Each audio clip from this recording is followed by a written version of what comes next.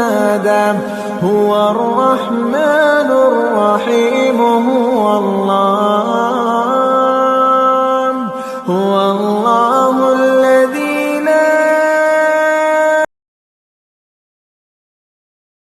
السميع العليم من الشيطان اللعين الرجيم.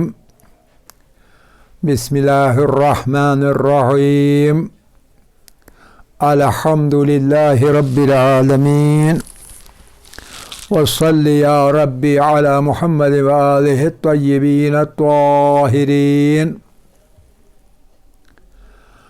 وصل يا ربي على محمد وآله الطاهرين. اللهم صل على محمد وآل محمد وعجل فرجهم وعجل لوليك الفرج يا كريم واجعل فرجنا بفرجه يا أرحم الراحمين. وتوكلت على الحي العظيم. رب اشرح لي صدري ويسر لي أمري واحلل عقدة من لساني يفقهوا قولي. رب يسر ولا تعسر وتمم بالخير. آمین یا رب العالمین. عزیزان گرامی، علم کلام میں ہم ابھی تک اپنے اسی موضوع پر لگے ہوئے ہیں. انشاءاللہ جلدی ختم ہو جائے گا، ہو سکا تو اسی ہفتے میں ختم ہو جائے گا. اور اتنا لمبا کیوں پڑ گیا؟ کیونکہ بے شمار ہیں مقامات جو کہ وجود کو ثابت کرتے ہیں، کائنات کے اندر، انسان کے اپنے اندر اور مختلف مخلوقات کے اندر. اس وجہ سے اس میں ٹائم تھوڑا زیادہ لگتا ہے. اور وجود ثابت ہوگا پھر صفات ثابت ہوں گی.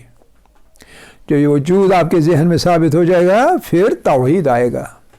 توحید سے پہلے توحید صفت ہے.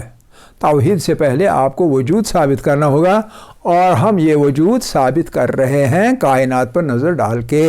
اور آج کل جو ہم کائنات کے اندر، انسان کے اندر وغیرہ وغیرہ چیزوں کے اندر جو کچھ دیکھ رہے ہیں وہ ہے عجائبات، پر اسرار باتیں، پر اسرار چیزیں، جہاں انسان کی عقل دنگ رہ جائے. صرف ان باتوں کو ہم اس وقت اپنے نظر میں لا رہے ہیں، اپنے غور و فکر کے دائرے کے اندر لا رہے ہیں، اپنے مینٹل فوبیا کے اندر لا رہے ہیں. تو فوکس کے اندر، فوبیا کے اندر لا رہے ہیں. تو ہم نے تقریباً مخلوقات میں سے چندے کا ذکر کیا. آج مجھے لگتا ہے اگرچہ پچھلا ہی دہرانا پڑے، مگر خود انسان کے اندر ایک دو پر اسرار باتوں کا دوبارہ ذکر کرنا پڑے گا، تاکہ تاکیدی طور پر آپ کے ذہن میں یہ بات رہے کہ یہ عام پروسیسز نہیں ہیں، بلکہ یہ خاص چیزیں ہیں، پر اسرار ہیں. آپ کو یاد ہوگا میں نے کہا تھا کہ انسان جو ہوتا ہے ہر جاندار کی طرح اس میں بھی ایک امیون سسٹم ہوتا ہے. اور امیون سسٹم کیا ہوتا ہے؟ امیون سسٹم ایک طرح کا ڈپارٹمنٹ آف ڈیفنس ہوتا ہے.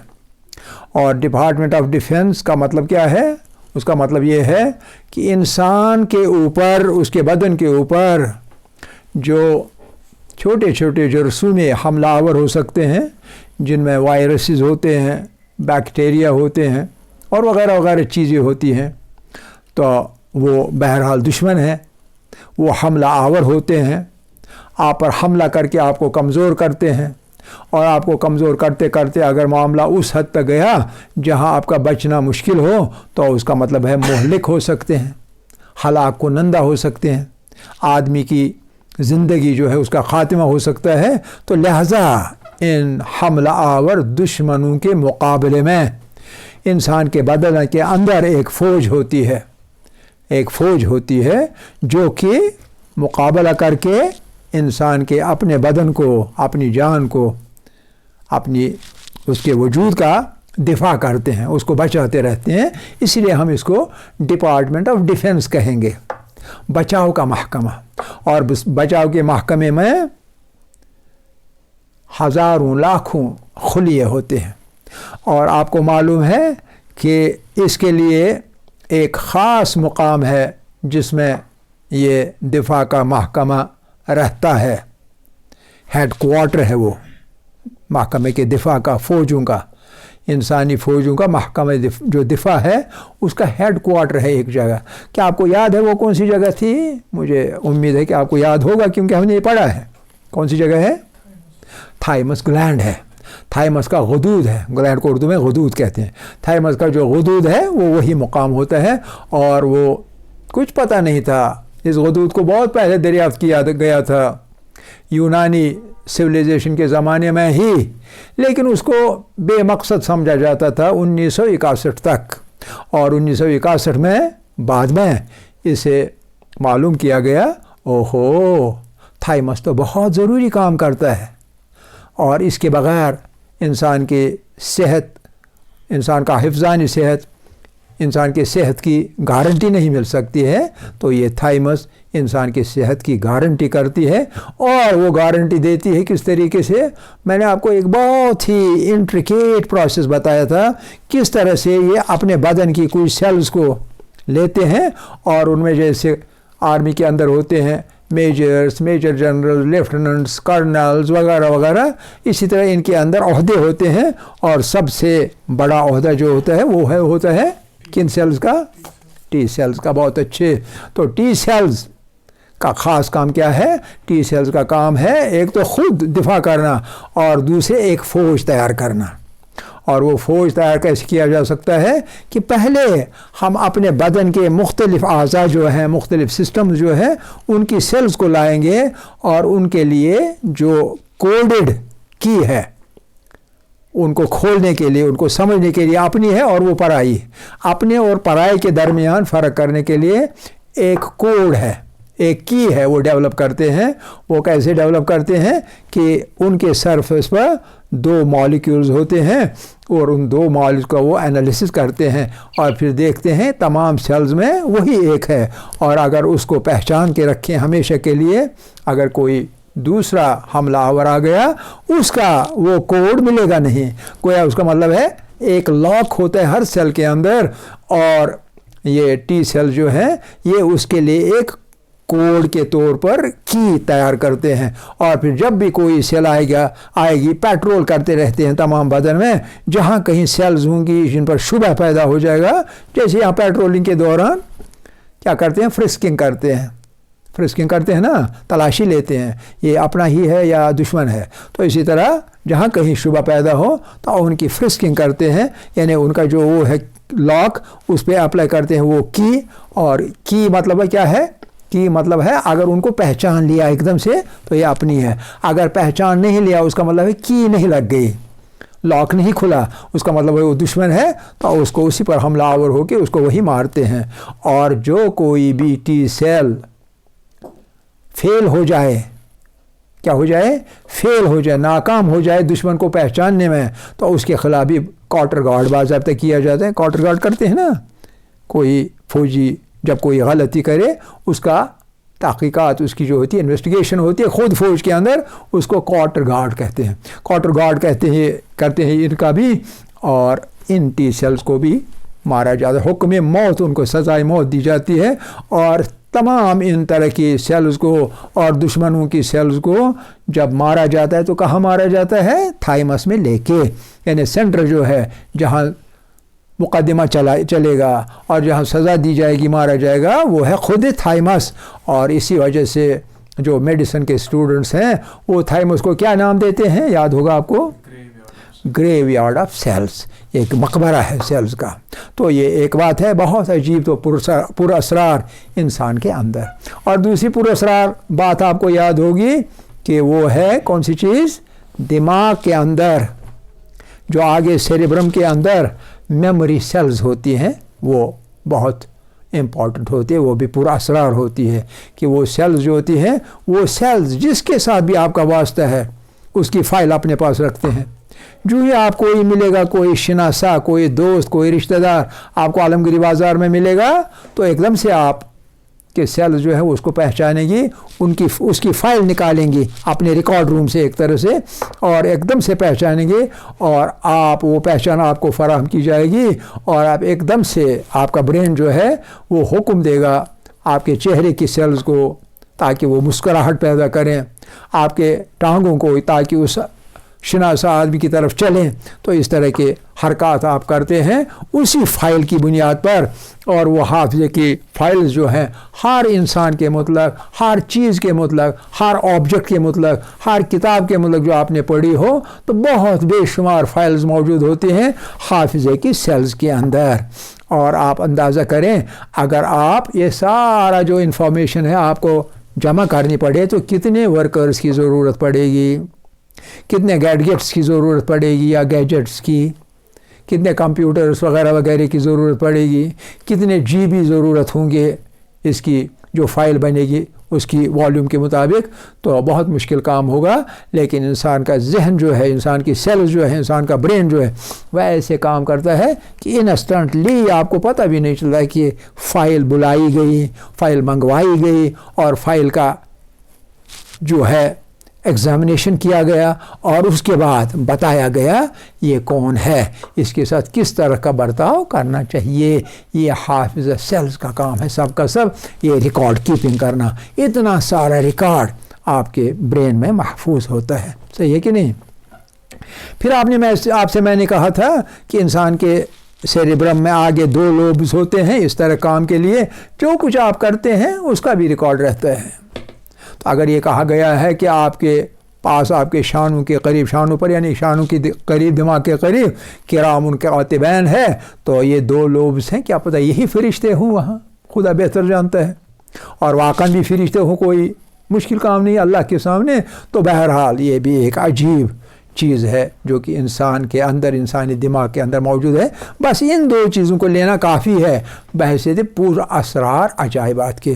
اتنا آپ ذہن میں رکھیں، یہ الگ سے ہٹ کے تذکرہ ان کا بحیثیت پورا اسرار باتوں کے جو انسان کے اپنے وجود کے اندر ہوتے ہیں۔ اور اس کے بعد ہم آئیں گے پھر اپنے کائنات پر۔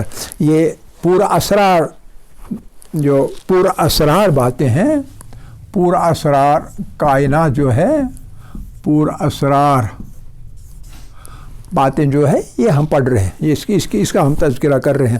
تو اس میں اب ہم نے آج انسان کے بارے میں پڑھا، ایک پڑھا دفاعی نظام کے بارے میں، اور دفاعی نظام کا نام ہمارے ہے امیونٹی سسٹم۔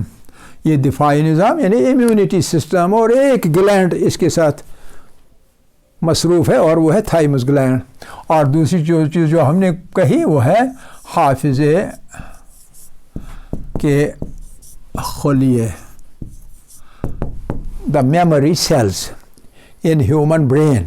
انسان کے دماغ میں جو میموری کی سیلز ہوتی ہیں، یادداشت کی سیلز ہوتی ہیں، وہ اس کے ساتھ یہ مسئلہ ختم ہو جائے گا۔ اب ہم تھوڑا اور الگ سے ہٹ کے واپس کائنات میں چلیں گے، تو کائنات میں چند ایک چیزوں کا آپ کو پھر پڑھی ہے، میں آپ کو صرف یاد دلاؤں گا۔ کہیے سب سے زیادہ پورا اثر کیا چیز آپ کو یاد ہے کائنات میں سے؟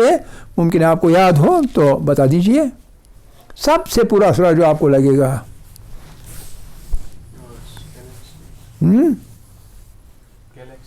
گلیکسیز، اور کچھ گلیکسیز کا ہم ذکر ہی نہیں کریں گے۔ پورا اسرار، زبردست، سرپرائز، عجائبات۔ ہاں، زمین کی پیداوار، زمین کی سے نکالتا ہے، کیا نکالتا ہے؟ تو خود سے کھانا پیدا ہوتا نہیں، کائنات وسیع ہم کائنات کی وسعت کے اندر سیر کر رہے ہیں اور اس میں پورا اسرار باتیں نکال رہے ہیں۔ ہاں، دوسرے پہ وہ قائم رہنا، انٹر ڈیپینڈنس، اور کوئی اس سے بھی بڑھ کر پورا اسرار، سٹرینج تھنگس، سرپرائزنگ تھنگس۔ جب ایک تارہ جب اس کا سپر نووا ہو، سپر نووا تو بے شمار ہوتے رہتے ہیں۔ شاباش، میں نے بتایا کیا چیز؟ گریویٹی تو عام چیز ہے۔ میں نے کہا کہ بالکل حد سے بڑا ہوا عجوبہ، ہاں اللہ کیا چیز؟ اللہ بلیک ہول ہے لیکن وہ دوسرے تیسرے چوتھے نمبر پر آئے گا. انسان خود انسان واقعا ہے لیکن انسان کے بارے میں بات ہو گئی. انسان کو اب ہم تکیہ دے کے سائڈ میں بٹھائیں گے. آپ یونیورس کی بات ہیں یونیورس کی بات کر رہے ہیں آپ ہاں کائنات یونیورس بہت عجیب و غریب. سب سے زیادہ ہوگا وہ آپ کو بتانا ہوگا. شاباش. دیکھیے سب سے زیادہ عجیب بات جو ہے کائنات کے اندر وہ یہ ہے کہ آپ دیکھ رہے ہیں, آپ کائنات کو دیکھ رہے ہیں لیکن اس میں سے جو چیزیں ہیں وہ دیکھ رہے ہیں لیکن جو چیزیں نہیں ہیں وہ بھی دیکھ رہے ہیں. آپ بھول جاتے ہیں. سب سے عجیب بات ہے کہ آپ دیکھ رہے ہیں اور دیکھ رہے ہیں کن چیزوں کو جو موجود ہے. چاند موجود ہے دیکھ رہے ہیں, سورج موجود ہے دیکھ رہے ہیں, ٹھیک ہے نہیں, پلینٹس موجود ہیں دیکھ رہے ہیں, لیکن دور دراز کی چیزیں آپ دیکھتے ہیں بلینز آف لائٹ ایئرس اوے, وہ بھی دیکھتے ہیں کہ نہیں, چاہے آنکھوں سے چاہے ٹیلیسکوپ سے, ہبلز ٹیلیسکوپ سے یا اس سے زیادہ ایڈوانس ٹیلیسکوپ سے دیکھتے ہیں. آج وہ ہے یہ کون سی چیز ہے؟ فلاں گلیکسی ہے, یہ جی بیٹل جوس ہے, یہ جی وہ تارہ ہے, یہ جی یہ تارہ ہے, یہ جی اینڈرومیڈیا کا جو کواسر ہے یہ ہے, دیکھ رہے ہیں. لیکن بلینز آف ایئرس کے دور جو ہوں گے, بلینز آف ایئرس, آپ کو پتہ ہے جیسا انہوں نے کہا تھا سپر نووا کے واقعات ہوتے رہتے ہیں, یعنی تارے پھٹتے رہتے ہیں, ایکسپلوڈ ہوتے رہتے ہیں اور ان کی ڈیتھ ہو جاتی کہ نہیں. تو آپ دیکھ رہے ہیں, لہذا جب آپ دیکھ رہے ہیں لیکن عجوبہ یہ ہے کہ وہ اس وقت ہے نہیں, لیکن پھر بھی آپ دیکھ رہے ہیں. کیوں دیکھ رہے ہیں؟ کیونکہ وہاں جو کچھ لائٹ کسی زمانے میں تھی وہ آپ کے پاس پہنچی اتنی دیر کے بعد جتنی دوری پر وہ ہے. اگر کوئی 5 لائٹ ایئرس دور ہے کوئی ستارہ تو 5 لائٹ ایئرس کی دوری پر آپ سمجھ رہے کہ نہیں, یعنی 5 لائٹ ایئرس پہلے کے زمانے کی بات دیکھ رہے ہیں. اس میں دونوں چیزیں ہیں, اسپیس بھی اور ٹائم بھی. اسپیس اور ٹائم مل رہا ہے, یہی اس میں عجوبہ ہے. دوسرے لفظوں میں آپ کو سمجھاؤں گا. فرض کر لیں اسلام کی دعوت دی, کس نے دے دی؟ محمد رسول اللہ صلی اللہ علیہ وسلم نے. کتنی دیر پہلے دے دی؟ تقریباً 1400 سال پہلے. اب اگر کوئی ستارہ یا کوئی سیارہ 1450 سال دور ہو یہاں سے اور ہمارے پاس کوئی انتظام ہو وہاں جانے کا, وہاں جا کے ہم نظر واپس ڈالیں تو کیا ہم آپ کو دیکھیں گے یا پیغمبر آخر الزمان کو دیکھیں گے؟ بتائیے بات سمجھ رہے ہیں کہ نہیں سمجھ؟ ایک بات. دوسری بات آپ کو معلوم ہے 10ویں محرم عاشورہ کے دن عصر کے قریب ایک مشہور جملہ مولا امام حسین نے فرمایا, آواز دے دی, استغاثہ کیا, فریاد کیا, حل من ناصر ینصرنی, کہا کہ نہیں کہا؟ اب جو آواز وہ نکلی ان کی حلق مبارک سے, وہ آواز ویوز کے اندر سفر کر رہی ہے, ہر طرف جا رہی ہے کہ نہیں جا رہی؟ اب جو یہ ویوز ہیں کہ یا کہیں رکنے والی ہیں یا چلتی رہتی ہیں, کنزرویشن آف انرجی ویوز وغیرہ, کنزرویشن محفوظ ہے. اور وہ منظر عاشورہ کے عصر کا کیا کہیں جا کے آج دیکھا جا سکتا ہے؟ دیکھا جا سکتا ہے, کیونکہ اس زمانے کی روشنی جو ہے زمین سے ریفلیکٹ ہو کے, آفتاب کی زمین سے ریفلیکٹ ہو کے چاروں طرف چلی جائے گی. 1450 سال بعد جہاں وہ پہنچے گی, اگر ہم اس مقام پر ہوں گے تو ہم وہ واقعہ آج دیکھ سکتے ہیں. کتنا بڑا عجوبہ ہے. آپ میری بات سمجھ رہے ہیں کہ نہیں؟ گویا کائنات کا، سپیس کا سب سے بڑا عجوبہ یہ ہے جو ہم دیکھ رہے ہیں آج، اس میں سے کچھ موجود ہے جو قریب قریب ہے، اور کچھ موجود نہیں ہے، گارنٹی نہیں ہے موجود ہے، ممکن ہے موجود ہو لیکن ممکن ہے موجود نہ ہو۔ اگر وہ چیز جہاں کی ہمیں تصویر آ رہی ہے، جہاں کی لائٹ ہمارے پاس آ رہی ہے، وہ موجود ہی نہ ہو اور وہ millions of years, light years دور ہو۔ لائٹ ایئر تو ڈسٹنس ہے نہ کہ زمانہ، کتنے لائٹ ایئرس دور ہے، یعنی ڈسٹنس ناٹ دا ٹائم۔ تو اتنی دور سے جو چیز ہم آج دیکھیں گے اگر موجود ہوئی تو دیکھیں گے، لیکن کب کی؟ اس ستارے سے اتنے ملین ایئر جتنے وہ دور ہے، اس زمانے کی لائٹ آج دیکھیں گے، آج کی لائٹ نہیں دیکھیں گے۔ تو لہٰذا اگر آفتاب، آپ کا سورج طلوع ہو جاتا ہے اور نماز فجر قضا ہو جاتی ہے، وہ کب قضا ہو جاتی ہے؟ جب سورج کی شعاعیں آپ تک پہنچیں۔ جب سورج کی شعاعیں آپ تک پہنچیں تو اصل میں کیا سورج اسی وقت طلوع ہوتا ہے یا اس سے پہلے؟ اس سے پہلے۔ لیکن ہمارے لیے چونکہ آج پہنچتی ہے، اس لیے آج اس وقت جب پہلی شعاعیں سورج کی زمین پر پہنچیں گی آپ کے یہاں، تو آپ کی نماز قضا ہو جائے گی صبح کی۔ لیکن جہاں سے نکلی ہیں وہاں 8 منٹ پہلے نکلی ہیں، ٹھیک ہے کہ نہیں؟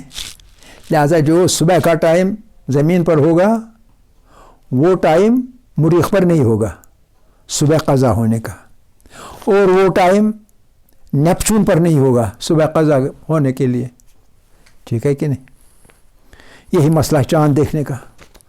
آپ یہاں چاند دیکھتے ہیں، کہیں اور نہیں دکھا جاتا ہے، کیونکہ بعد زمانی ہے، زمانے کا بعد ہے، بیچ میں اتنا ٹائم دوری ہے۔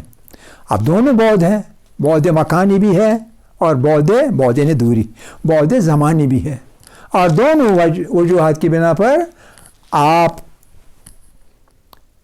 رمضان کا چاند ایک وقت دیکھتے ہیں اور کسی اور جگہ رہنے والا آدمی کسی دوسری وقت دیکھتے ہیں، سمجھیں گے؟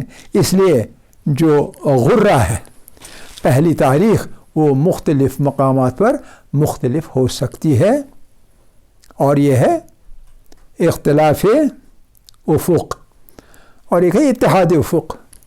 یہاں بھی آج ہی دیکھا جائے گا، اسی سیدھ میں جہاں جائیں گے وہاں بھی آج ہی دیکھا جائے گا۔ افق جہاں ایک جیسا جن مقامات میں وہ ایک دن ایک ہی وقت میں دیکھ، یہی مسئلہ اس عجوبے میں ہے کہ ہم کچھ چیزیں آج دیکھتے ہیں، یہ عجوبہ ہے، حالانکہ وہ ہو بھی سکتی ہیں اور وہ نہیں بھی ہو سکتے ہیں، کیونکہ جس ستارے سے ہمارے پاس روشنی آ رہی ہو کیا پتہ وہ کب کا کیا ہو چکا ہوگا، سپر نووا میں تبدیل ہو کر اس کی موت ہو چکی ہوگی، وہ باقی نہیں ہوگا۔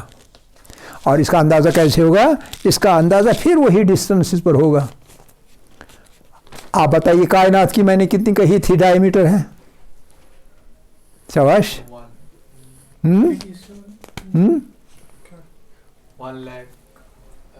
کائنات کی وہی کائنات کا ڈائی میٹر ہے، کائنات کا ڈایا، میں ڈایا لکھوں گا، ڈایا یعنی ڈائی میٹر یعنی قطر کتنا ہے جی؟ 93 بلین نوری سال یعنی لائٹ ایئرس۔ 93 بلین کیا ہوتا ہے؟ کتنے زیرو؟ 12 زیرو۔ اتنے نوری سال ہے قطر کائنات کا۔ اب اگر کائنات کے ایک سرے پر آپ ہوں گے اور دوسرے سرے پر میں ہوں گا، اور آپ نے مجھے آج دیکھا، کیا پتہ جب تک آپ جہاں میں تھا وہ جگہ آج ہو ہی نہیں، اور آپ نے مجھے پھر بھی دیکھا حالانکہ میں موجود نہیں ہوں، میری کب کی موت ہو چکی ہوگی؟ بات سمجھ آ رہی کہ نہیں؟ اور یہ 93 بلین نوری سال یہ چھوٹی بات نہیں ہے۔ ایک نوری سال کتنا ہوتا ہے؟ لائٹ جو ٹریول کرے ایک سال کے دوران۔ تو بہرحال اس میں زیادہ یہ کیونکہ یہ جو عادات دیے گئے ہیں وہ میں نے آپ کو دے دیے ہیں.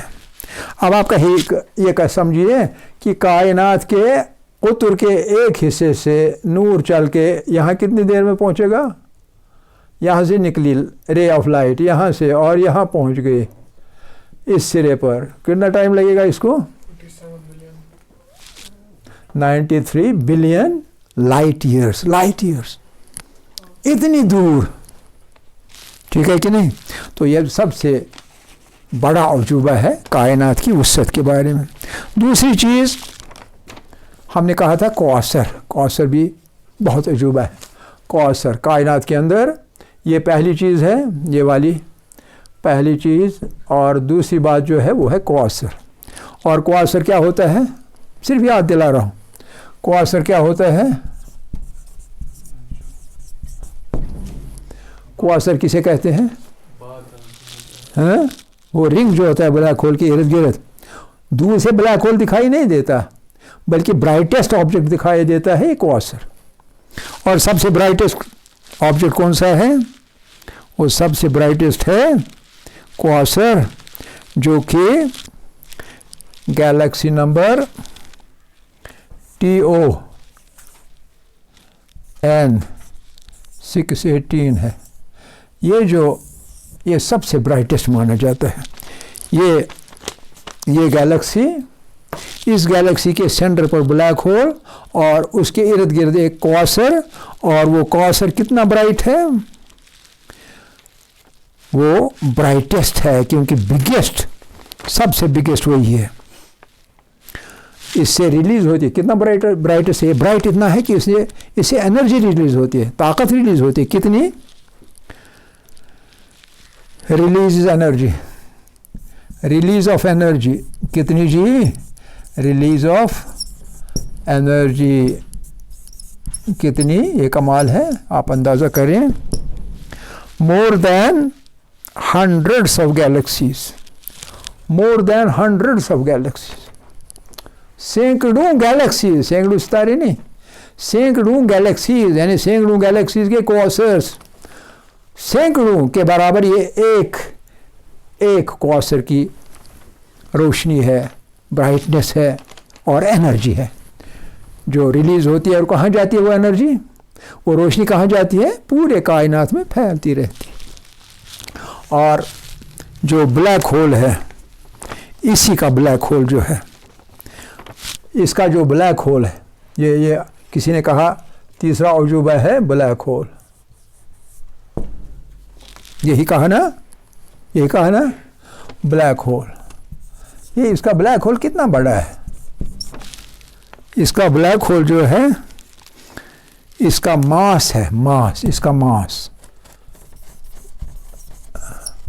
سمجھتے ہیں نا کیا ہوتا ہے؟ جگہ جو کوئی چیز گھیرے، ماس.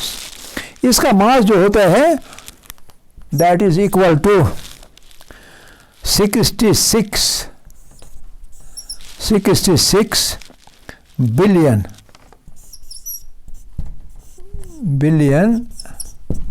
Solar mass. یعنی جیسا ہمارا سورج ہے ویسے ہی 66 بلین ماس، یعنی 66 بلین سورج اگر اس کے بلیک ہول میں وہ نکل جائے گا تو سب کے سب ایک ساتھ نکلے جا سکتے. اتنا اس کا یہ ہے ماس، اتنا بڑا ہے وہ.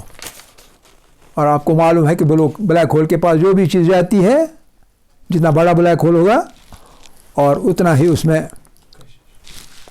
گریویٹیشن ہوتی ہے، وہ پل کرتا ہے.